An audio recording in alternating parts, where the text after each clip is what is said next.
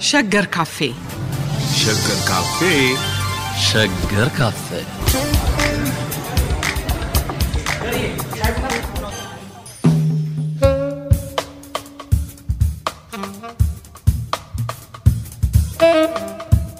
ጤና አድማጮቻችን ዛሬ ከዶክተር ዮናስ አሸኔ ጋር የምንወያየው ስለ ፐብሊክና ፕራይቬት ስለሚለው ሐሳብ ይሆናል። ዮናስን በጣም አመሰግናለሁ። እኔም አመሰግናለሁ። እግር ቀጥኗል ወደ ሸገር በመምጣት በጣም አመሰግናለሁ።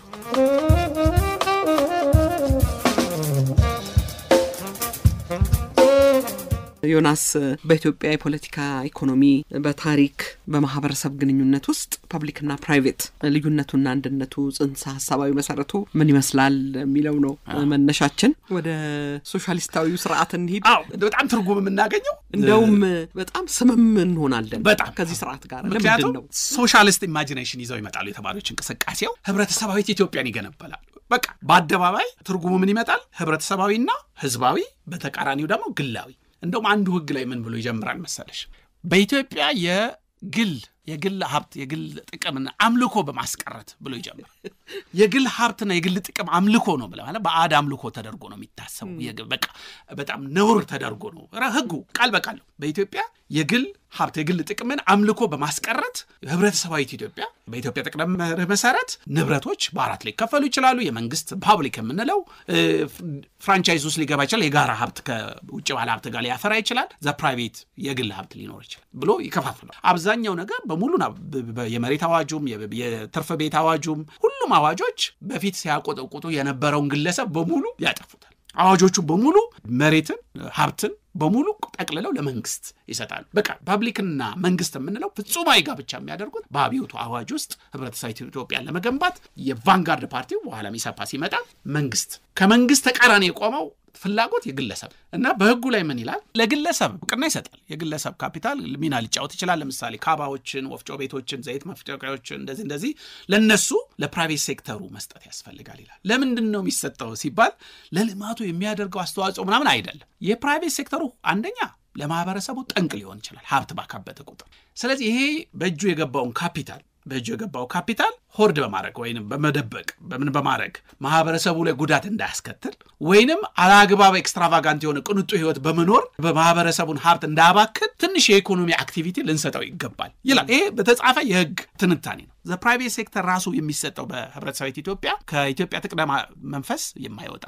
ከህብረተሰባዊት ኢትዮጵያ ሐሳቢ የማይወጣ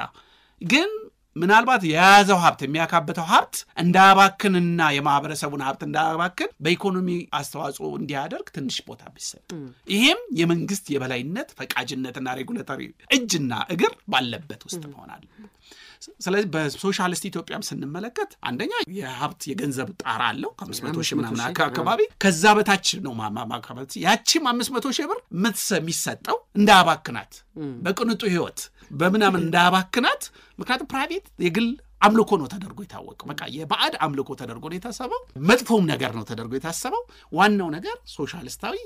የጋርዮሽ ፐብሊክ የምንለው ነው። ፕራይቬት የሚባል ነገር ዶሚኔት ቤቱ የለም። ቤት አልተሰራለን። ቤት አልባ ነው ግለሰብ በኢትዮጵያ የቅድመ ሶሻሊስታዊ ትንታኔ ውስጥ ቤት የለውም። ቤት ስል ቤተ መንግስት አለ፣ ቤተ ማህበር አለ፣ ቤተ መቅደስ አለ። የግለሰብ ቤት የለም። ቤተሰብም ቢሆን ወይ በቤተ መቅደስ ወይ በቤተ መንግስት ወይ በቤተ ማህበሩ አንዱ ብሎክ ነው እንጂ ለግለሰብ ቤት የለው፣ ግለሰብ ቦታ የለው። ስለዚህ በሚክስድ ኢኮኖሚ እንኳን ድረስ ስንመጣ ትንሽ መፍቀድ ነገር ይታያል። ግን ዞሮ የመንግስት ቢሮክራሲ እንደውም ነጋዴ ከመሆን የመሬት አስተዳደር ፈቃጅ መሆን ይሻላል። ምንድነው የቢሮክራቲክ ፓወር ያለው ግለሰብ የተሻለ የመኖር የተሻለ ሀብት የማካበት እድል ነበረው። ባለ ጉዳይ የሚለው ድራማ ያስታውሰናል አለ። በሬት የሚፈልግ ለመስራት የሚፈልገው የሚዋትተው ግለሰብ እናየዋለን። ግን ከሱ በላይ ቢሮ የያዙ ሰዎች ቢሮክራቶች በፐብሊክ ስም የፕራይቬትን የመንቀሳቀስና የመስራት አቅም ያቀጨጩበት ያጠፉበት። ስለዚህ ቢሮክራቲክ ኢምፓየር በቢሮክራቲክ ፓወር ነው ኃይል ነው በጣም ገኖ የነበረው። ምክንያቱም ቢሮክራሲው ፐብሊክን የጋራ የሆነውን የቤተ ማህበሩን ፍላጎት የኢትዮጵያዊን ፍላጎት የኢትዮጵያ ተቀደምን የኢትዮጵያን ዋና መንፈስና አስፓይሬሽን ሶሻሊስት አስፓይሬሽን ሊያዋልድ የሚችል ቢሮክራሲና ፓርቲ አለ ተብሎ ስለሚታሰብ እዛ ውስጥ የገቡ ሰዎች ኃይላቸው በጣም የደነደነ እጃቸው ወፍራም የሆነ ሰዎች ይሆናሉ ማለት ነው ስለዚህ በዛም ሴክተር የበለጠ ፕራይቬትን የማናስብበት የተፈጠረው እንኳን ትንሽ የፕራይቬት ሴክተር የጠፋበት ነው ብለን እናሰና እንደውም የማነወር ነው ይሄ ስግብግብ ነጋዴ የሚለው በጣም ነገር እስከ ዛሬም ድረስ ተከትሎት ይመጣል በቃ የባዕድ አምልኮ ተደርጎ ነው በህግ ያረቀቁት ሰዎች አምልኮ አድርገው ነው የግል ሀብትን ፍላጎት እና ያንን አምልኮ እንደ ብላስፈሚ ነው ማለት የወል እና የጋራ የማህበረሰብ የህብረተሰብ ኢትዮጵያ ፍላጎት ቅዱስ ፍላጎት የግል ፍላጎት ግን ነውርና ኃጢያት የሆነ ባዕድ አምልኮ ተደርጎ ነው የሚታሰበው በዚህ ውስጥ ነው ኢህአዴግ የሚመጣው ማለት ነው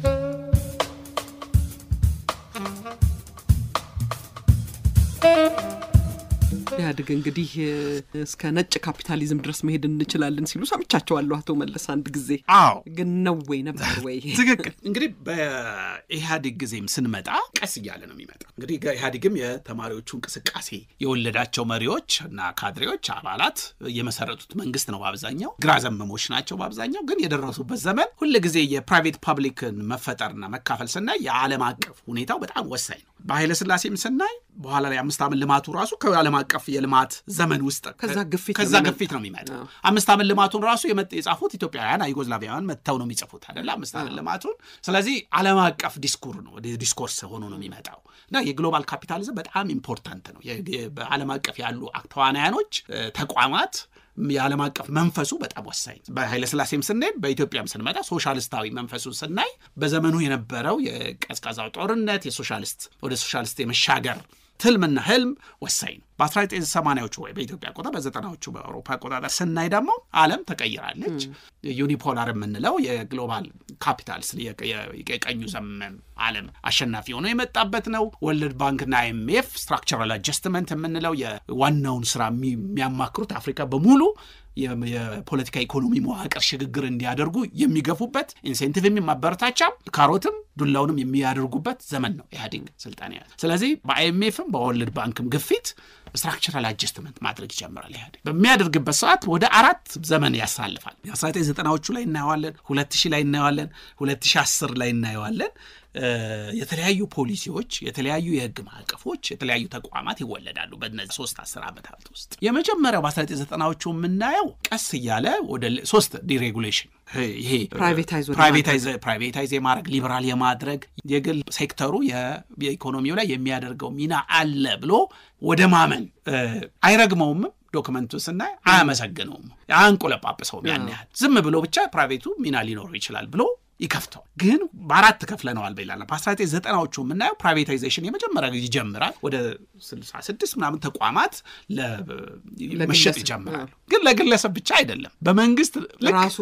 ራሱ መንግስት ፐብሊኩን ማደራጀት ይጀምራል the private sectorን ማደራጀት መፍቀድ ሲጀምር ፐብሊክ ኢንተርፕራይዙን በጣም ማጠናከር ይጀምራል በኢፈርት ስር በሜቴክ ስር በኋላ 90ዎቹ ላይ 2000 ላይ የተለያዩ የመንግስታዊ ተቋማት በገበያ ውስጥ ተወዳዳሪ ሆነው እንዲሰሩ አብሮ ያስባል ፕራይቬቱን ሲሰጥ አምኖ ለፕራይቬት አይሰጠው የኢትዮጵያ መንግስት ቀናይ ነው ምለው ይቀናል ስለዚህ ፕራይቬቱ ሚና ሊኖር ይችላል ግን አምኖ አይደለም የሚሰጠው በፐብሊክ የመንግስት ኢንተርፕራይዞችም በገበያው ከፕራይቬቱ ጋር ተወዳዳሪ ሆነው መንግስትም ድጋፍ እየሰጣቸው ልማቱን ማሳለጥ አለባቸው ስለዚህ መንግስት አሁንም ራሱን የፐብሊኩ ዋና ጠባቂ ሆኖ ይመነጫል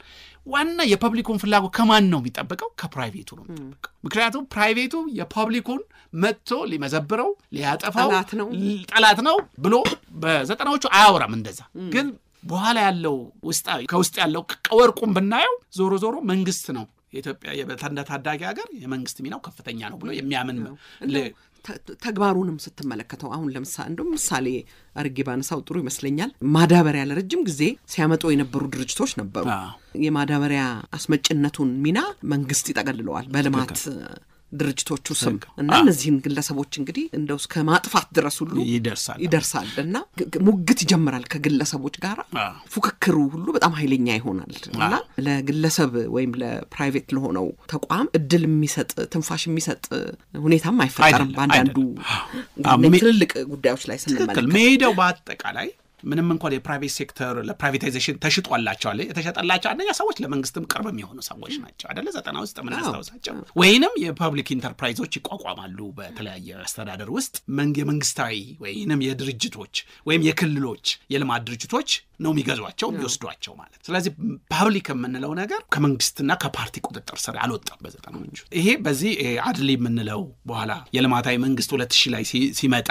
አሁንም መንግስት እንደውም የበለጠ ፐብሊክ ፕራይቬት የሚለውን ነገር በአንድ መስሪያ ቤት ውስጥ ፐብሊክ ፕራይቬት ሱፐርቫይዝ የሚያደርግ አንድ ኦቶሪቲ ባለስልጣን ያቋቁምና የፐብሊክ ኢንተርፕራይዞቹንም ፕራይቬታይዜሽኑንም የሚቆጣጠር ተቋም አቋቁመው በዛ ውስጥ የልማታዊ መንግስት ይመጣል ዋናው የልማት የፐብሊክ ሽግግርን የሚያዋልደው ልማታዊ መንግስት ብሎ አይዶሎ ሪዮት ዓለማዊ አቋም ይዛል ስለዚህ ህብረተሰባዊ የምንለው በሶሻሊዝም ውስጥ አሁን ብሔር ብሔረሰብ ይወጣል ስለዚህ ፐብሊክ የምንለው ብሔር ብሔረሰብ ይሆናል የብሔር ብሔረሰቦች እድገት ስልጣኔ ልማት በሙሉ የሚዋለደው ደግሞ በመንግስትና በፓርቲ ጉልህ ሚና ብቻ ይሆን ዘ ፕራይቬት ሴክተር በዛ ዘመን የተወሰነ ሚና ዕውቅና እየተሰጠው የተወሰነ ሚና ሊጫወት ይችላል እየተባለ አሁንም በ2000 ውስጥ የተወሰነ ሚና ይሰጣል በህግም ብናይ በተለይ 90ዎች ውስጥ እንደውም ዘ ፕራይቬት መሬት አሁን አማራ ክልል መሬት ማከፋፈል ተራሮችን የሚያለመው በጣም በጦርነቱ ጊዜ መሬትና የተፈጥሮ በጣም ጉዳት የደረሰበት የመሬት መሸርሸር የደኖች መጨፍጨፍ ምናምን የደረሰ ስለነበረ አንዱ የፕራይቬትና ፐብሊክ ክርክር የሚወጣው ይሄ ኮንዘርቬሽን መሬትንና ተፈጥሮን የመንከባከብ ውስጥ መንግስት በዛ ሰዓት ግለሰብ አርሶ አደሮች ተራሮችና ጉብታዎችን እየወሰዱ ቢያለሙ ሲቪል ማህበራት ደግሞ ግለሰብ ብቻ ሳይሆን ማህበሩም ራሱ ቆሬው ምኑ ምንለውም በሙሉ ማህበረሰቡም ተባብሮ መሬቶችን ቢያለማና ከደኑ ቢጠቀም የሚል እዛው ውስጥ እናያለን ዘ ፐብሊክ ዘ ፕራይቬት እና የመንግስት ቅራኔዎች በዚህ በኢንቫይሮንመንታል በአካባቢ ጥበቃ ላይ ምናየው ይኖር በኢኮኖሚ በገበያ ውስጥ እናያለን በኢንዱስትሪ ውስጥ እናያለን በዛ ውስጥ በልማቱ ውስጥ ሁሉ ጊዜ the private sector ይሄን ሚና ሊጫወት ይችላል የሚል የግርጌ ሚና ነው የሚሰጠው በ2000 ግን በሂደት በ2010 ውስጥ እየገባ ሲመጣ GTP 1 GTP 2 እየመጣ ሲመጣ የግሮዝ ኤንድ ትራንስፎርሜሽን ፕላን የምንለው ስንመጣ ቀስ በቀስ ፐብሊክ ፕራይቬት ፓርትነርሺፕ እና የጋራ የመንግስትና የግሉ ሴክተር በጋራ አብረው ሊሰሩ የሚችሉት ተሳቢዎች ዲስኮርሶች ቀስ እያሉ ይመጣሉ ማለት ነው ግን በዛ ውስጥ የህዝባዊ አመጹ ይመጣል ስለዚህ ህዝባዊ አመጹን በፐብሊክ ፕራይቬት እንተንተነው ብንል እውነተኛ ኦቴንቲክ የሆነው ፐብሊክ ነው ልማቱ የኔ ነው መሬቱ የኔ ተወስዷል የማህበረሰቡ ጉዳት ደርሶበታል አገረ መንግስቱ ዴቨሎፕመንታል ስቴት የሚመራው የልማት መንገድ ብዙ ማህበረሰቦችን መብት አልሰጠም ወይም ክፍፍሉ ላይ የሀብቱ ክፍፍል ላይ ለማህበሩ በፐብሊክ እውነተኛ ፐብሊክ አይደለም ለሆነ ፐብሊክ ብቻ ነው የሚያገለግለው የሚል ቅሬታ ይዘው ወጣቶቹም ወደ አመጹ ይገባሉ ማለት ስለዚህ እሱን በመንግስትና ማህበረሰብ በአገረ መንግስት በስቴት በሶሳይቲ በማህበረሰብ ቅራኔ ውስጥ ብንመለከተው ከማህበረሰቡ የወጣ ድምጽ ነው የልማታዊ መንግስትን ለማረም የተሞከረው ማለት በዚህ ውስጥ the private sector ያንም የሚኖረው ሚና በጣም አሁንም የግርጌ በጣም ትንሽ ሆኖ ነው የሚመጣው በዚህ ውስጥ ነው 2010 የአስተዳደር የመንግስት ሊቃን የመሪዎች ልዩነት ለለውጥ የሚመጣው ማለት ነው የክልል የልማት ማህበራት ሲቋቋሙ እንደውም ፕራይቬት ሴክተሩ ነበር በጣም ብዙ መዋጮ ይሰጥ የነበረው አይደለ ያ ግን በኋላ ላይ እየጠፋ ይሄዳል በልማታዊ መንግስት ውስጥ እንደውም የፕራይቬት ሴክተሩ ይደራጅና የኢህአዴግ ደጋፊዎች ባለሀብቶች ምናምን ሁሉ ይደራጃል ለምንድን ነው የሚደራጅ ወደው አይደለም እኮ እነዚህ ሰዎች እንደ አውሮፓ ከተነተናቸው እዚህ ሳር እንደምንለው የኢኮኖሚክ ፖለቲካዊ እንስሳ አይደሉም መጀመሪያ እንደው ኢኮኖሚና የኢኮኖሚ ስራ ብቻ ሀብት ማካበት ንግድ መነገድ ግብር ከፍሎ ንግዳቸውን መነገድ ሀብታቸውን ማካበት ጥሪያቸው የህይወት ጥሪያቸው በገበያ ውስጥ ብቻ የሚሰፈር እነሱ ግን ከዚህ ወጣው አንዳንዶቹ ነው ለፓርላማ አባልነት አንዳንዶቹ ለመንግስት ድጋፍ መስጠት ተደራጅተው ማዋጣት ምናምን ውስጥ ይገባሉ የሚገቡት ለፕራይቬት ቦታ አልተሰጣውም የምንለው ነገር በኢትዮጵያ የፖለቲካ ኢኮኖሚ ታሪክ ውስጥ አሁንም ድረስ እዛ ዘመን ድረስ ስለነበረ መዋጮ የሚያወጡ ሱቆች ሳይቀሩ እንግዲህ የልማታዊ መንግስቱ መዋቅር ብናይ ህዝባዊ ክንፍ አለ የፓርቲ ክንፍ አለ የመንግስት ክንፍ አለ የፕራይቬት ክንፍ የሚባል የለም ክንፍት እንኳን ሆነን ብናስበው ለፕራይቬቱ የመንግስቱ የልማታዊ መንግስቱ ተቀጽላ ናቸው ነው በሁለት ይከፍላል ልማታዊ መንግስት ዶክመንቶች ላይ የምናስታውስ ከሆነ አንደኛው ኪራይ ሰብሳቢ ባለሀብትና ልማታዊ ባለሀብት እነዚህ ልማታዊ ባለሀብት ናቸው ያዋጣሉት ኪራይ ሰብሳቢውማ እንደ ጠላት እንደ በአዳም ልኮ በሶሻሊስታዊ ሐሳቤ እነዚህ የግል የኪራይ ሰብሳቢ የተባለው በአዳም ልኮ በሶሻሊስታዊ ሐሳቤ ውስጥ የተጻፉ ናቸው ኪራይ ሰብሳቢዎች ናቸው ጠንቅ ናቸው ልማት አያመጡም የሾርት ተርም ግብና ያላቸው ተብለው ፕራይቬቱ በሁለት ይከፈላል ስለዚህ ሁሉም ሰው ልማታዊ ባለሀብት ለመሆን ከኢህአዴግ ጋር መሰለፍ ነበረበት መዋጮ ማድረግ አለበት በዛ ዘመንም ቢሆን ፕራይቬት የምንለው ፖለቲካዊ ነው ኮንስትራክተር ነው የመንግስትና የፓርቲ ተቀጽላ ሆኖ ነው ኮንቴነር ለማስገባት መደራደር አለበት ግብር ለማስቀነስ መደራደር አለበት ሁሉ ነገር ከመንግስት ጋር ነው በዚህ ደግሞ ማህበረሰቡ ላይ ደግሞ ማህበረሰቡ ቅሬታ ይሰማል ምክንያቱም ፐብሊክ የምንለው መሬቱ መንግስት ነው የሚሰጠው የገበሬዎች መሬት ይሰጣዋል ከመንግስት ጋር ተደራድሮ ከፓርቲዎች ጋር ተራራው የመገበሬ መስጠት ይሰጣል ስለዚህ የፐብሊክ የምንለው ኦተንቲክ ፐብሊክ የምንለው የማህበረሰብ ፍላጎት ጋር ቅራኔ ይዘው ይመለስ በኋላ ላይ አመጾቹ ላይ አንዳንዶቹ የባለማቶች ጥቃት ይደርስባቸዋል አንዳንድ የልማት ቦታዎች የሚደርስባቸው ፐብሊክ የምንለው አካባቢያዊ የሆነው የጋራ የህብረተሰብ ፍላጎት ከፕራይቬቱ ጋር የተጣመረ ከመንግስት ጋር እርቅ የፈጠረ ባለመሆኑ ምክንያት በዛ ውስጥ ነው ፕራይቬት ሁሉ ጊዜ በዚህ በማህበረሰብና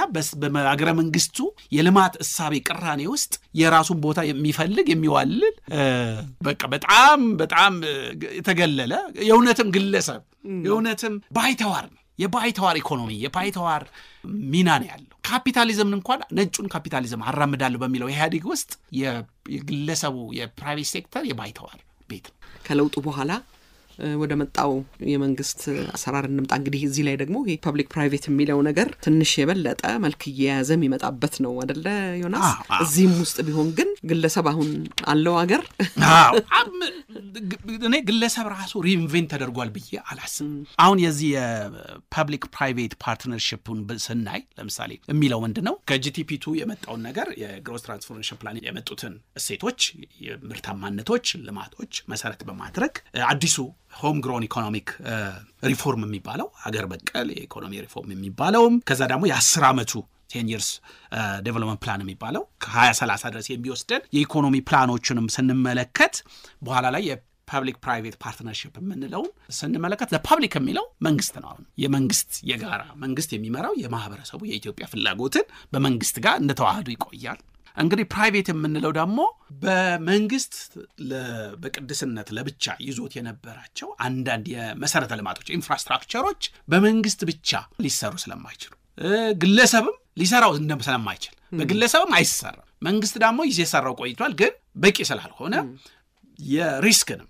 የመክሰርም ወይንም የማኔጅመንትም የሊደርሺፕንም ትሩፋት ከፕራይቬቱ ሴክተር በማምጣት ክሬቲቪቲንም አመራርነትንም ካፒታልንም ጨምር ከመንግስት በማምጣት ጉዳቶቹን በጋራ ሼር በማድረግ የፐብሊክና የፕራይቬት ፓርትነርሺፕን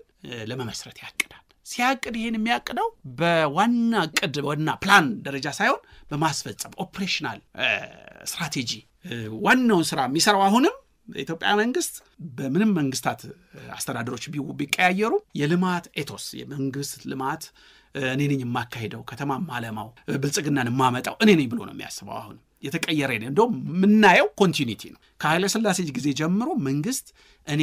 የልማቱ ማዋለደው እኔ ነኝ ብሎ ነው የሚያምነው በዚህ ውስጥ የማህበረሰብ ሚና ምን እንደሆነ አናውቅም ፐብሊክ የምንለው መንግስት ብቻ ያዘው ነው እንጂ ማህበረሰቦችስ ልማት እኔ ይሄ ሐሳብ አለኝ ፒያሳን እንዲላልማው ወይ መርካቶን እንዲልየው ጉጉለሌን እንዲልየው ወይንም አርብቶ አደሮች ልማታችን ለኛ ግመሎቻችን ሲያረጉ ነው ብለው የሚያወጡት ሐሳብን መንግስት ይሰማል ብንል አሁንም እርግጠኛ አይደለም በሌላ ወገንም ይሄ ፐብሊክ የምንለው የፕሉራሊስት ፐብሊክ የምንለው ነገር ልማት በዚህ ጋር ይሄድልኝ ቢል መንግስት ይሰማል ያንን የሚያሳልጥበት ኔጎሺዬት የሚያደርግበት መንገድ አለ ወይ ስንል እርግጠኛ አይደለም በፕራይቬት ሴክተር ማውንም ብናይ ፓርኮች ተሰርቶላቸዋል ኢንዱስትሪ ፓርኮች ኢንቨስትመንት እንዲመጣ ይፈቀዳል በረታታል ግን ዞሮ ሚናው ሁለተኛ ነው በኢትዮጵያ የመሬት ባለምሳሌ የመሬት ባለቤትነት ፍጹም ባለቤትነት የመንግስት የግለሰብ ፍጹማዊ የመሬት ባለቤትነት እስካሁን በኢትዮጵያ አልተወለደም ማለት ነው ስለዚህ በኮንትራት ውስጥ በሂደት በታሪክ እየተገነባው በኢትዮጵያ ሶሻልና ፖለቲካል ኮንትራት ውስጥ የፕራይቬት የግለሰብ ፍጹማዊ ሀብት ባለቤትነት በፍጹም የተረጋገጠበት የፖለቲካ ኢኮኖሚ ምህዳር አልተሰራም ማለት ነው ስለዚህ ዋናው ነገር በኢትዮጵያ አሁንም አይኤምኤፍ ወርልድ ባንክም እየገፉት ባለው የኢኮኖሚ በጣም ሊበራል ነው በታሪክ ውስጥ the most liberal በመንለው ያስተዳደር ወቅት እንኳን የኢትዮጵያ መንግስት ሚና ትልልቅ ፕሮጀክቶች በመብራት ከተሞችን በማደስ መንገዶችን በማስራት ፐብሊክ የምለውን በመገንባት እኔ ነኝ ሚና በዚህ ውስጥ የፕራይቬት ሚና ሊኖር የሚችለው በፓርትነርሺፕ ውስጥ የሚወለድ ሚና ብቻ ነው የሚኖራቸው ያም በኢንፍራስትራክቸር ተሰፍሮ የሚሰጣቸው በኢነርጂ በመሰረተ ልማቶችን በመገንባት በመንገድ መገንባት በተለይ ኢነርጂ የንፋስ ወይ ሌሎች ኃይሎችን በማመንጨት ወይ በቴሌኮምም ቢሆን የሚኖራቸው ሚና ከመንግስት ስር ሆናችሁ የሚል የፖለቲካ ኢኮኖሚስት ነው ያለው ስለዚህ ግለሰብ የቱ ጋር ነው ኢትዮጵያ ውስጥ ብለን ስናስብ በረጅሙ የኢትዮጵያ የፖለቲካ ኢኮኖሚ ማህበራዊ ስኬት ውስጥ ስሪት ውስጥ የግለሰብ ቦታና ቤት በደንብ ተቀርጾ ተከፍሎ ይሄ ፐብሊክ ነው፣ ይሄ ማህበር ነው፣ ይሄ መንፈሳዊ ነው፣ ይሄ ደግሞ የመንግስት ነው የሚል ትክክለኛ የቤቶች መደላደል የተሰራ አይመስልም። በጣም ሄጀሞኒክ ሆኖ በጣም ጉሉና ጉልቱ ሆኖ የሚውምና መንግስት ነው። ከዛ ደግሞ በተቃራኒው መንግስትን ሊቃወም የሚችለውና ትልቁ ኃይል ማህበረሰቡ ነው። ማህበረሰቡ ይናገራል፣ በቀልድም በሂውመርም በሶሻል ሚዲያም በተለያየ ነገር መንግስትን የሚተቸው የሚተርበው ምን የሚለው ማህበሩ ነው። የተከፋፈለም ቢሆን ፕሉራሊስትም ቢሆን መንግስትና ማህበር ያላቸው መስተጋብር ውስጥ የፕራይቬት ሴክተር ራሱን ለማግኘት የሚፈልግ የባይተዋር ማንነት የፖለቲካ ማንነት ያለው ሴክተር ነው ብዬ አስባለሁ። እንግዲህ አሁን የፖለቲካ ፓርቲዎች በተለይ ደግሞ የዜግነት ፖለቲካ አራምዳለሁ የሚሉ ፓርቲዎች አሉ። አንዱ ኢዜማ ነው። ጠንክረው ስር ሊያበጁ የማይችሉት በዚህ ምክንያት ነው። ምክንያቱም ይሄ ገና በግልጽ ዲፋይንድ ያልሆነ ቦታ ስለሆነ ይሄ ገና ብዙ ስራ የሚፈልግ ነገር ስለሆነ ለዚህ ነው። በጣም ከባድ ጥያቄ ነው። ዝም ብለን በታሪክ ውስጥ ስንመል ከዛ ከትሪቢዩተሪ እንኳን ከግብር ስርዓት ውስጥ እንኳን ስናይ ትሪቢዩት የምንለው ግብር የሚከፍለው የግብር ትስስሩ በማህበረሰብ በወታደሮች በንጉሶች በባለሟሎች በመኮንኖችና በልዑላን መካከል በግብር ነው የተሳሰረው አይደለ? ኢትዮጵያ መንግስት አካባቢ ቀጠናው ያለው ደግሞ የአካባቢው ያለው በደቡብ በሰሜን ያለው ማህበረሰብ የሚያስተሳሰረው ግብር የመክፈል ግብር የማውጣት በግብር ትስስር እንኳን ስንተረጉመው ግብር ቁሳ አካላዊ ነገር ነው አይደለ? ምን ከፍለው ነገር ግን ቁሳ አካላዊ ወይም ማቴሪያል ብቻ አይደለም። ሱፕራስትራክቸር ወይንም ዲበ መዋቅር የሆነ ያለው መስተጋብራዊ ፖለቲካልና አስተዳደራዊ ወታደራዊ ግንኙነት ውስጥ ነው ያለው። መሰረቱ ማቴሪያል ቁስ ቢሆንም ቁሱን ብንገለበጠው ደግሞ ቁሳዊ ያልሆነ ግንኙነት መስተጋብሮች ዋና ሚና ይጫወታሉ። ከዛ ጀምረን ብንመጣ አሁንም ዋና መሰረቱ የመሬት ጉዳይ ብንመለከት ፍጹማዊ ባለቤትነት ያለው የኢትዮጵያ መንግስት ወይም ፓርቲው ነው። ገዢው ፓርቲ በጣም ሄጀሞኒክ ፓርቲ ነው። አንድ ፓርቲ በጣም ጉልበተኛ ፓርቲ ነው። ስለዚህ መሬትን በተመለከተ ባለቤትነቱን የሚመራው በኢትዮጵያ ህዝብ ፋንታ የመሬቱን ጉዳይ የሚወስነው የኢትዮጵያ መንግስት ነው በህገ መንግስቱ። ሁለተኛ ሉዓላዊ ስልጣን ያላቸው ሌሎች ቤተ ማህበሩ ብሔረሰቦች ናቸው። በዚህ ውስጥ ዜግነት የቱ ጋር ነው ብለን ብንፈልግ የኢኮኖሚ ነጻነት የሌለበት ዜግነትስ እሱን ነው የምንለው። ልክ የመሬት ስሪቱ ወይንም ሌሎች የኢኮኖሚ እንቅስቃሴዎች በሙሉ ፍጹማዊ ባለቤትነት ለሆኑ ማህበሮች ወይንም ለግለሰቦች እስካሁን ተቆርሶ የሚሰጥበት አይደለም። የዛን አይነት የካፒታል ስርዓት ላይ አልደረስም። አሁንም የኢትዮጵያ መንግስት እና ፐብሊክ የምንለው ነገር እኔ ነኝ ፕሮቴክት ማድረገው ምንም እንኳን የግል ፈጠራ ኢንተርፕረነርሺፕ በጣም የዳበረ ቢሆንም ዞሮ የኢኮኖሚክ ሴክተሩ በፖለቲካ የታሰረ በፖለቲካ መስተጋብር ውስጥ ራሴን ካላገኘው በገበያ ውስጥ ራሴን ማገኝ አይደል? ገበያ ውስጥ ገብቼ እኔ ምክንያታዊ ነኝ፣ ራሽናል ቢንግ ነኝ። በቃ ዲማንድ እና ሰፕላይ ኢኮኖሚስቶች እንደሚሉት ፍላጎትና አቅርቦት ባቀረቡት መሰረት ምነግድ ምሸጥ ምገዛ ምጠቀም ኮንሱመር ነኝ ብዬ አይታሰብም። በመግዛትና በመሸጥ መካከል ደግሞ ትልቁ ዋናውን መጫወቻ ሜዳ ፖለቲካዊ ስርዓቱ በፖለቲካ ስርዓት ውስጥ ትክክለኛ ቦታ የማልቆም ከሆነ ትክክለኛ ገበያ ውስጥ ትክክለኛ ቦታ ይናልቆም። ስለዚህ ፕራይቬት ሴክተር ላይ የተሰጠው የፐብሊክ ፕራይቬት ፓርትነርሺፕም ቢሆን ፖለቲካዊ ትክክለኝነት ላይ ካልቆመ ወይንም ኒውትራል ለኝ ገበያ ፖለቲካ አያገባኝም ብሎ አንድ ሰው መነገድ መለወጥ መሸጥ ሀብታም መሆን ትራንዛክት ማድረግ በዓለም ኢንቨስት ማድረግ ይችላል ስንል በኢትዮጵያ ፖለቲካ ብቻ አይደለም ፖለቲካ ኢኮኖሚ ማህበራዊ ፍልስፍና ውስጥ ፕራይቬት ሴክተር ያን ያህል ጎልቶ የመጣ አይደለም። በሶሻል ሚዲያዎችም ስናይ ግለሰብ የሚያደርገው ነገር ምን ያህል እንደሚተች ምን ያህል የግለሰብ መብት የቱ ጋር እንደሆነ በደንብ ቀርጸን የዜግነት መብት በህግ ብቻ ሳይሆን በማህበረሰቡ ትርጉም የተሰጠው ነገር አይመስልኝም። የግለሰብ ስፔስ የቱ ጋር ነው? የኔ ቦታ የቱ ጋር ነው? ማህበራዊነቴ ኃላፊነቴና ማህበራዊ ትርጉም የቱ ጋር ነው? መንፈሳዊነቴ የቱ ጋር ነው? የኔ ቦታ የቱ ጋር ነው የምንለው ነገር በትክክለኛ ከባይተዋርነት ያወጣ ነው አይመስልኝም ነው። መንግስት ዝም ቢልም ማህበረሰብ ያነውራል፣ በጣም ያነውራል፣ በጣም ሊያገለኝ ይችላል፣ ሀፍረት ውስጥ ሊከተኝ ይችላል። በጣም ከፍተኛ ኃይል አለ የማህበረሰብ። የማህበረሰብ የተደራጀም አይደለም፣ የተበተነም ሆኖ ግን የተደራጀ ይመስላል፣ ጌዝ አለው። ስለዚህ ግለሰብ የምንለው አገር አልባ የፖለቲካ ማንነት ነውና ዜግነት በግለሰብ ላይ የቆመ የፖለቲካ ኮንትራት ውስጥ የገባ ህጋዊ ኮንትራት ውስጥ የገባ ኢንዲቪጁዋል የምንለው ፕራይቬት የምንለው የሰራ ነው አይመስልኝም። በሶሻል ስፔሶች እንሄድ ምን ነው አካሄዱ እንዲሆነ በጣም ክሪቲኩ በዚህ ነው። አንዲት ሴት ለምን ልደቷን ይሄን ያላከበረች ብለን ልንሰድባት እንችላለን፣ ልናዋርዳት እንችላለን። ለውስጥ የሚገቡ ግለሰቦች በጣም እንዴት በማህበረሰቡ እንደሚመቱ እናያለን፣ በፖለቲካው እንዴት ጫና እንደሚገባቸው እናያለን። ስለዚህ ግለሰብ ሁሉ ጊዜ በማህበረሰብና በመንግስት መካከል ባለው ቅራኔ ውስጥ ራሱን የሚፈልግ የባይተዋር ሰው ነው ብዬ አስባለሁ ፐብሊክ ፕራይቬት ፓርትነርሺፕ የተወለደው ፕራይቬት ሴክተሩን the private in the public private partnership ውስጥ የግል የምንለው ነገር በትክክል ያሰብንበት አይመስለኝም ስለዚህ የኢትዮጵያ ዲሞክራሲ የፖለቲካ ኢኮኖሚ ሽግግር የማህበረሰብ ቀናይነትም ስናይ እኔ ግለሰብ ግላዊ ግሉል ይሁን ማለት አይደለም ሶሻል መሆኑ ትክክል ነው ማህበራዊ ነኝ የኛ ሁሉ ልጆቻችንም እኛም የማህበረሰቡ ውጤት ነው ግን የማህበረሰቡ ውስጥ ባህል አለ ታሪክ አለ መንፈሳዊነት አለ ሃይማኖት አለ በዛው ውስጥ እንሰራለን ግን በዛው ውስጥ የኔ ቦታ የቱ ጋር ነው የሁላችንም ቦታ የቱ ጋር ነው ማን አንተ ምንድነህ አንተ ምናምን ምንባል እንግዲህ ብዙ ጊዜ የግለሰብ የቡድን መብቶች ስለምናወራ የኢትዮጵያውያን መብቶች የኢትዮጵያውያኖች ክብር የብሔር ብሔረሰቦችን መብት ወይም የመደብ መብት ስለምናወራ የግለሰብ መብትን ብዙ ጊዜ ቦታ አንሰጣው የግለሰብ መብት የሚያወራ ሰው ራሱ ባይተዋል ይሆናል ስለዚህ ወይንም ፓርቲዎቹ ቀደም ያልሽው ጥያቄ ፓርቲዎቹ ዜማ ወይም በጣም ወደ ቀኝ ሄዱ ምንላቸው ፓርቲዎችም የዜግነት ፖለቲካ ሲሉ ምን ማለታቸው እንደሆነ በትክክል አርቲኩሌት አድርገውታል ብዬ አላስብም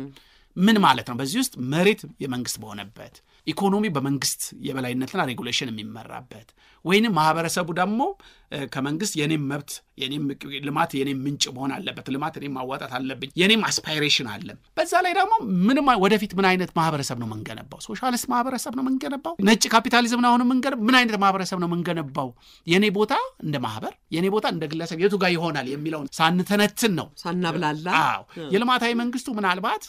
መካከለኛ ገቢ አገሮች ውስጥ እንገባለን ይላል ግን መካከለኛ ገቢ አገሮች ስንሆን የያንዳንዱ ግለሰብ ሚና ምንድነው ግለሰብ ታሪክ ይሰራል ወይ ግለሰብ በዚህ ሪዮት ዓለም ውስጥ ቦታው ምኑ ጋር ነው ከማህበረሰቡ ጋር ያለው ግንኙነት ብሔረሰቦች ሉዓላዊነት አላቸው ግን የግለሰቦቹ መብት መሬት ላይ እስከምን ድረስ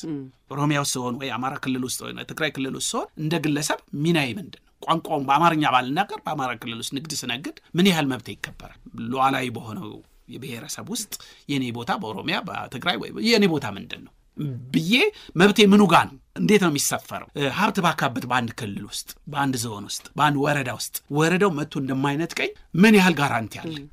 እነዚህ ነገሮች ሁሉ የፕሮፐርቲ ሪሌሽን ሁሉ ጊዜ የዜግነት ጉዳይ ከቁስ ማቴሪያል ኮንዲሽኑ ጋር በጣም የተሳሰረ ነው ያ ከፖለቲካ ምህዳሩ ሜዳው ጋር ከፖለቲካ ኮንትራቱ ጋር የተሰራ ነው በዚህ ውስጥ የማህበረሰብ ሚና ምንድነው የመንግስት ሚና ምንድነው የግለሰቦች ሚና ምንድነው የሚል ክርክሮችና ተንተናዎች ያስፈልጉናል በዚህ መንፈስ ነው ዋናው እንድንገባ ወደዚህ ስራ ያገራው ፐብሊክ ፕራይቬት ፓርትነርሺፕ የምንለውን ይዘን ወደ ኋላ ስንመለከት እውነትም ለግለሰቦች በማህበረሰባችን ስነቃል ውስጥ በድርሰት ውስጥ ግለሰቦች ምን ያህል ገጸ ባህሪያት ምን ያህል በድርሰቶች ውስጥ በሚሰሩ ሶሻል ማህበራዊ ፖለቲካዊ ስሪትና ሜዳ ውስጥ ምን ያህል እስረኞች እንደሚሆኑ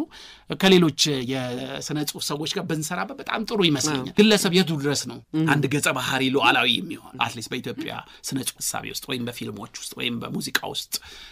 በዚህ በፖለቲካ ኢኮኖሚ ውስጥ ግን የግለሰቡ ሚና ካለም የባይተዋር አልያም የግርጌ ሚና ነው ያም ኦቶኖመስ ቦታ ወይንም ፍጹማዊ የምንለው ለአውሮፓ ወይ ሌሎች ሀገሮች ውስጥ አፍሪካ ውስጥ ኬንያ ውስጥ ያለውን አይነት ሀብቱን የማስከበር መብቱን የማስከበር ቦታውን የማወቅ ቦታውን ያለማወቅ ነገር ነው ባይተዋር ያልኩት ማህበረሰብ ብሔር ውስጥ ይገባና እኔ የአማራ ሀብታም ነኝ የኦሮሞ ሀብታም ነኝ የሚለው እኮ ወዶ አይደለም ምክንያቱም ማህበረሰብ ውስጥ ከገባ ፕሮቴክሽን ያገኛል ወይንም የመንግስት ነኝ የኢህአዴግ ነኝ የበልጽግና ደጋፊ ነኝ የሚለው ቦታ ስላልተሰጠው ነው ስለዚህ የግለሰብ ቦታው የባይተዋር ፖለቲካ ነው የምንለው ይሄ ነው እንደማሽለዋ ይሆናል በቃ ቀድሞ ከወጣ አንድም ለወንጭፍ አንድም ለወፍ ብቻውንም ከቆመ እንደዛ ነው ስለዚህ ወይ ወደ ፓርቲ ይጠጋል ወይ ወደ ብሔረሰቡ ይጠጋል ወይ ወደ ሃይማኖቱ ይጠጋል ባንኮቻችን አብዛኛዎቹ ባንኮች ወደ ብሔር የተጠጉ ናቸው ሲጀምር አቢሲኒያ ባንክ ነበር የጀመረው ማለት ፕራይቬት አሪ የውጭ ምናምን አሁን አብዛኞቹ ባንኮች ባንኮ ዲሮማ ነበሩ በፊት ያው የውጭ ሆነው የግል ሙከራዎች ያደረጉ አሉ አሁን አብዛኛው ለምሳሌ ትልልቆቹ ባንኮች የብሔር አላቸው ለምንድን ነው ያላቸው ስንል ሃይማኖት ደግሞ አሁን ተመልሷል ሃይማኖቶችም ባንክ አላቸው ለምንድን ነው ሃይማኖት ውስጥና ብሔር ውስጥ የሚገባው ስንል the private space በኢትዮጵያ ውስጥ አልተገነባም የባይተዋር ፖለቲካ ስለሆነ ወይ የባይተዋር የፖለቲካ ሚናና የኢኮኖሚ ሚና ስለሚጫወት ከዛ የባይተዋር ፖለቲካ ወጥቶ አይ እኔ ለነገር ነው የምመጣው ማንኛውም ሰው መጥቶ ገንዘቡን ያስቀምጣል እሸጣለሁ ለውጣለሁ ትርፍ ካገኘው ጨዋታችን የገበያ ነው ገበያው ውስጥ ነው ሚናዬ እንጂ በብሔር በሃይማኖት ወይም በመንግስት ፓርቲ ጋር የተሳሰረ ሳይሆን ጨዋታው እንደሚባለው የካፒታሊስት ገበያ ዞሮ ካፒታሊዝም ውስጥ ነው ያለነው የሚያሳዝነው መደቦች እየሰራን ነው አፐር ክላስ በጣም እየወጣ ነው ሀብታም ሰዎች እየሰራን ነው ድሃዎች አሉ መደብ ሁሉ ጊዜ የምንሸሸው ነገር አይደለም አለ በዚህ ውስጥ ገበያውን በትክክል አለመስራታችን መብትና ግዴታዎቻቸውን ለግለሰቦች በትክክል ሰፍረን አለመስጠታችን መንግስትም ሚና ይሄ ነው ማህበረሰቦችም ይሄ ነው ሚናቸው የሚል ነገር ምናልባት የማህበረሰቡን ለመረዳት እስከ ቅርብ ጊዜ ድረስ የህዝብ ትምህርት ቤት የሚባሉ ነበር አይደል እና ኒውራ ወይ ተለያዩ ሶስት አይነት ትምህርት ቤት ነበሩ በኔ ትውልድ ውስጥ አይደል የመንግስት ትምህርት ቤት አለ የህዝብ ትምህርት አለ የግል አለ የሃይማኖቶችም አሉ አሁን የፐብሊክ የምንለው ትክክለኛ ፐብሊክ የምንለው አንደኛው እግሩ በመንግስት ውስጥ አለ ሁለተኛው እግሩ በህዝብ ትምህርት ቤት ውስጥ አለ የፕራይቬት ደግሞ ፕራይቬት የሚሰራው አለ እሱም ለፐብሊኩ አስተዋጽኦ ያደርጋል ኢህአዴግ በልማታዊ መንግስት ጊዜ ፐብሊክ ስኩል ትምህርት ቤቶችን በሙሉ ወርሶ ያጠፋቸዋል እና በራሱ መንግስታዊ ትምህርት ቤትና በሁለት ይከፈላል አሁን ፕራይቬት ትምህርት ቤት ይሆናል ማለት ነው ፐብሊክ የምንለው በዛው ልክ የቀጨጨ ያ የማህበረሰብ የአካባቢ ሰዎች አንድ ላይ ሆነው ወይም የገበሬዎች ማህበሮች ወይ የቀበሌ ማህበረሰቦች አንድ ላይ ሆነው አስተዋጽኦ ሊያደርጉባቸው የሚችለው የፐብሊክ ሴክተርም የለም እንግዲህ ፐብሊክ የሚባሉ ትምህርት ቤቶች በፊት የግለሰቦች የነበሩትን ወርሶ የነፊት አውራሪ ከለ የሰሯቸው የሞከሯቸው ትምህርት ቤቶች ነበሩ ሲወረሱ ለአካባቢው ማህበረሰብ ተሰጠ አካባቢው ማህበረሰብ አስተዋጽኦ ያደረገ ያሳደጋቸው መጣሉ አንዳንዶቹ በጣም ጥሩ ትምህርት ቤቶች የነበሩ ናቸው ይሄን ያመጣ ነው ለምንድነው በቀላሉ ለመረዳት ፐብሊክ ፕራይቬት መንግስት እንግዲህ ፐብሊክ ፕራይቬት ስለሌለ ፐብሊክ ፕራይቬት ትምህርት ቤቶችን ስናይ ሁሉም ኢኮኖሚ በዚህ በሶስቱ ጉልቻ ውስጥ ቢሰራ ኖሮ መንግስትም አላግባብ ጫና አይበዛበትም ማህበረሰቡ የኔ ልማት መንገድ ይሄ ነው ቤተክርስቲያን እሰራለሁ መስጊድ እሰራለሁ በእነዚህ በቤተክርስቲያን ዙሪያ ደግሞ ፋብሪካ አቆማለሁ ቢል ሊፈቀድለት የሚገባ የሆነ ትንተና ያስፈልገዋል ፕራይቬት ሴክተሩም ፍጹማዊ የሀብት ባለቤትነትና ክብርና ነጻነት ተሰጥቶት ፖለቲካ ውስጥ ሳልገባ ብሔር ውስጥ ሳልገባ ኢኮኖሚው በሃይማኖት ውስጥ ሳልከፈተፈት ንግዱንና የራሴ ጥሬን በዛ በኩል ነው ከእግዚአብሔር ጋር መለኮታዊ ማገኘው የሚለውን ነገር እንዲፈቀድለት የሚያስችል የኢኮኖሚና የፖለቲካ መደላደል የተሰራ አይመስልንም ስለዚህ ጉዳቱ ስለ ዲሞክራሲ እናወራለን ስለ መብት እናወራለን ስለ ዜግነት እናወራለን ስለ መንግስትም ጫና ይበዛበታል መንግስት ነው ልማትን የሚያካሂደው ለመንግስት ብቻ ነው ወቀሳው መንግስት ላይ ይሄዳል እስቲ ሰርታችሁ አሳዩ ማህበረሰብ እስቲ ፕራይቬት ሴክተሩ እናንተም ስሩት ይሄንን መንገድ ይሄንን አርጉ የሚልበት ምህዳር አልተሰራም ሜዳው አልተሰራም ስለዚህ በቅርቢያ ፐብሊክ ፕራይቬት የምንለው ዳይኮቶሚ በኢትዮጵያ ውስጥ በደንብ በግልጽ አልተሰራም ፕራይቬቱ ባይተዋር ነው ወይም ግርጌ ነው በዛ ውስጥ ፐብሊክ የምንለው በመንግስት ቁጥጥር ስር ብቻ ለብዙ አመታት የቆየ ነው እንግዲህ ወደፊት የኢኮኖሚ ሽግግር የምናረግ ከሆነ በመንግስት የሚሰራ ስራ በፐብሊክ በማህበረሰቡ በአካባቢ ማህበረሰቦች በድሮች በማህበረሰቡ የሚሰሩ ስራዎች ሶሻሊስት አስፓይሬሽንም ሊኖር ይችላል በነገራችን ላይ የታመመ ሰው ምን ጠይቀበት ወይም የታደከመ ሰው ምን ረዳበት የኢኮኖሚ እንቅስቃሴ አብሮ የተሳካ ከጽዋጋ ከማህበር ጋር ወይም ከመጅሊስ ጋር ሊሆን ይችላል የሚተሳሰረው ያ የማህበረሰብ ስራዎች ይሰራሉ ከዛ ከማህበረሰቡም ከመንግስት ደግሞ ተለይቶ ነው ቢዝነስ ነው አላማዬ ብሎ ደግሞ ዘ ፕራይቬት ሴክተር ራሱን የሚያጎለብትበት ሜዳዎች መሰራትና ምህዳሮች መሰራት ያ ከተሰራ ጥሩ ምሳሌዎች እኮ አሉ ነው ጣልቃ ልግባና ቀበሌዎች በተመሰረቱበት ጊዜ ከህዝብ ነው አይደለ ተመርጠው የመጡት አንዳንድ ቀበሌዎችና ከፍተኛዎች ትልልቅ ለማህበረሰቡ የሚጠቅሙ ስራዎች ሰርተዋል ትልቁ ነገር የህብረት ሱቁ ለህብረተሰቡ እንደ አንድ ቼን አድርጎ መስራት ያንን ማቋቋም ይቻል ነበር አይደለ ይሄ አፈረስ ነው ይሄ ደግሞ ኢኮኖሚያዊ ብቻ አይደለም ጥቅሙ ግለሰቦች ማህበረሰቦች አንድ ላይ ሆነው ህብረት ሱቅ ሲሰሩ የገበሬዎች ማህበራት ሲያቋቁሙ ሎካል አካባቢያዊ የሆነ ምን አሶሲዬሽናል ላይፋቸውን ሰሜና የሚለውን አሶሲዬሽናል ላይፋቸውን ይሄ አብረው የመኖር ትርጉምና ባዳበሩ ቁጥር አካባቢያዊ ላይ የሚያደርገው ልማትና ማንነት የፖለቲካ ግንባታ የዜግነት ግንባታ ትርጉም ያገኘ ይመጣል ያ ለመንግስትም በቀጥታ ትርጉም የሚያገኝ እዛ አካባቢያዊ ላይ ያለው ልማት የሚያሳልጥ የፖለቲካና የፖለቲካ ኢኮኖሚ ተዋናይ አለው ማለት መንግስት ከነዛ ጋር ብቻ በመስተጋብር መፍጠር በሎካል በአካባቢ ደረጃ ልማትን ማፋጠን ስብዕናን ማንነትንና አስፓይሬሽንን ትርጉም የህይወት ትርጉምን እንዲያገኙ እድል ይሰጣል ለመንግስትም እገዛ የሚያደርግ በእነዚህ መካከል ደግሞ ፕራይቬት ሴክተሩ የራሱ መንገድ ቢሰጠው እኔ እንደ ግለሰብ እዚህኛው ቆሬ ጋር እዚህ ጋር ማህበረሰብ ጋር እዚህ ጋር እየሰራው ሀብቴን አካብታለሁ የኔ ጥሪ ይሄ ነው የሚለውን ደግሞ ለግለሰቦች እድል እንሰጣል የተመቸው ሰው ወደ መንግስት ይሄዳል ያልተመቸው ሰው ማህበር ውስጥ አገልግሎት ይሰጣል ማህበራዊ ሰው ይሆናል ይሄ በጣም ደግሞ ከሁለቱም ደግሞ አልሆነም የሚለው ኢኮኖሚያዊ እንስሳ ነኝ እኔ ብሎ ደግሞ በገበያ ውስጥ የራሱን አስተዋጽኦ ያደርጋል ዋናው ነገር የኢትዮጵያዊ ፍላጎትን በሶስቱ ኔጎሺዬሽን በሶስቱ መዋቅር ቤቶች ቢሰራ የተለየ ምክንያቱም በፕራይቬት ሴክተር ብቻ የምንሰራው ከሆነ ለግሎባል ካፒታሊዝም አሳልፎ ይሰጣል ለዚህ ነው መንግስት ጠብቃቸዋለሁ የሚለን ከዛ ነው ግን አሁን በመንግስትም ብቻ የሚሰራው የማህበረሰብ ፍላጎት የማወቅ አውዱና አቅሙ በመንግስት ብቻ ኮሙኒኬት ማድረግም አይችልም ስለዚህ ሶስቱንም ማስተጋብር መፍጠር ሜዳዎች መፍጠር ለፖለቲካ ኢኮኖሚም ለዜግነትም ለዲሞክራሲ መዋለድ ትልቅ አስተዋጽኦ ያደርጋል ብለን እናስባለን የዛሬው ውይይት በጣም ጥሩ ነው አድማጮቻችን እስቲ ተወያዩበት እናንተም እኔም ማዋጣው ሐሳብ አለኝ ካላችሁ ደውሉልን ዮናስን በጣም አመሰግናለሁ እኔም አመሰግናለሁ በጣም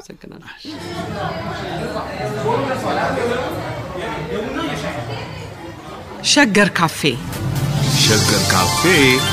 ሸገር ካፌ